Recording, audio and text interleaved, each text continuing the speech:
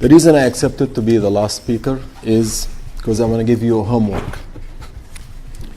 I'd like to tell you a few things about Jamal, but I would like to make also some corrections, especially journalists, especially those who like to preserve the legacy of Jamal Khashoggi. First of all, his name is Jamal Khashoggi, not Jamal Khashoggi. It's very important for those who do not know Arabic or Turkish to try to tell his name correctly, because if Jamal was alive, he will correct you. And Jamal was known to be frank, honest, and polite. I'm here to offer sincere and my heartfelt condolences to Sister Khadija and his family and to many of my friends. I've known Jamal for the past 25 years. He considered me probably his closest friend, especially when he moved to Washington, D.C. last year. When he had no family, I and others became his family. And I have known him personally to be a gentle, brilliant, thoughtful man who loved his country. As Sarah said, even if she screams at him when she disagrees with him, he will respond whispering because he was so gentle. Correct? That was Jamal. If you've known him, you almost become automatically his friend. Jamal had no enemies, except those who love to be enemies. And let me tell you a little bit more about Jamal. Jamal was not a voice for the voiceless. Jamal became a voice for those who were silenced. Because he never chose to be a leader. I've known Jamal. He was not a leader, but he had leadership qualities. He was very measured. He would listen more than talk. He would be the last one to say something after he heard all people. He's thoughtful. He assumed goodness in all people, especially those who he disagreed with. He was Muslim. He was a conservative Muslim. He was a practicing Muslim. But to many Muslims, or so-called Islamists, he was not an Islamist enough. He was liberal as a Muslim, open-minded. But to many secularists, he was not secular enough. But he was the bridge for both sides. And that's why Jamal was easy to get along with people. When he moved back to Washington, he asked me to help him because he wanted to continue to write, but he wanted to upgrade. He wanted to do something more. He wanted to do something institutional. And that's why I started working with him on the development of an organization that's yet to be born officially and launched. It's called Democracy for the Arab World Now. The abbreviation is DAWN, D-W-A-N, which in Arabic also means Fajr. The Arab world will see a new dawn because Jamal, like Muhammad Bouazizi, who the Arab Spring is attributed to, the Saudi democracy, God willing, will be attributed in the future to Jamal Khashoggi. Now, I would like to give you homework.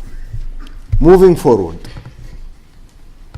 they silenced Jamal, they killed his body, but they did not anticipate the biggest mistake they've done in their lives.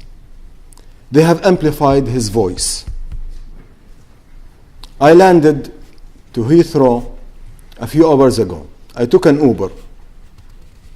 The Uber driver was telling me about Jamal Khashoggi. He's from Romania. And he did not know that I was Jamal's friend, and I was coming here to talk about Jamal. When he dropped me off, he came and he gave me a warm, deep hug. That's what Jamal. Now moving forward, to preserve his legacy, Jamal was the voice for those who were silenced. You and I should become and continue to be his voice. Do you agree? Ready for some homework? I know it's a memorial, but let's honor him the way he deserves. I want you to become like Jamal, a committee of one, which means never be discouraged if you are alone. Become an army of one like Jamal.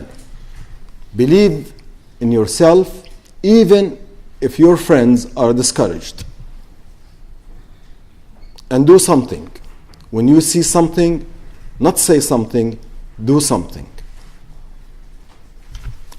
We are planning to launch this organization very soon. Jamal had a hard time recruiting people who are willing to work with us. I would like you to consider supporting this organization when it's announced officially.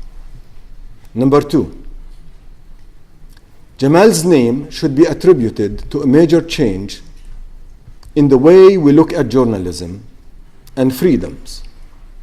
But Jamal Khashoggi's name should be inscribed in all Saudi officials, and let me tell you why and how. In Washington, D.C., we have a petition to rename the street where the Saudi embassy is sitting after Jamal Khashoggi.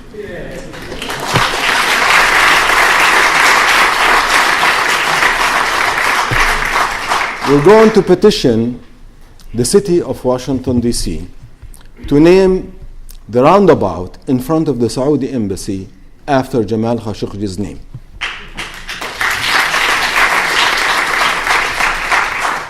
I would like you, all of you, here in London and around the world, those who are watching, those who are tweeting, and will see and hear this message. Like Jamal, believe in yourself and start a petition in every capital in the world, in every city in the world, where there is a Saudi embassy or a Saudi mission or a consulate, to rename it after Jamal Khashoggi. And we can do that.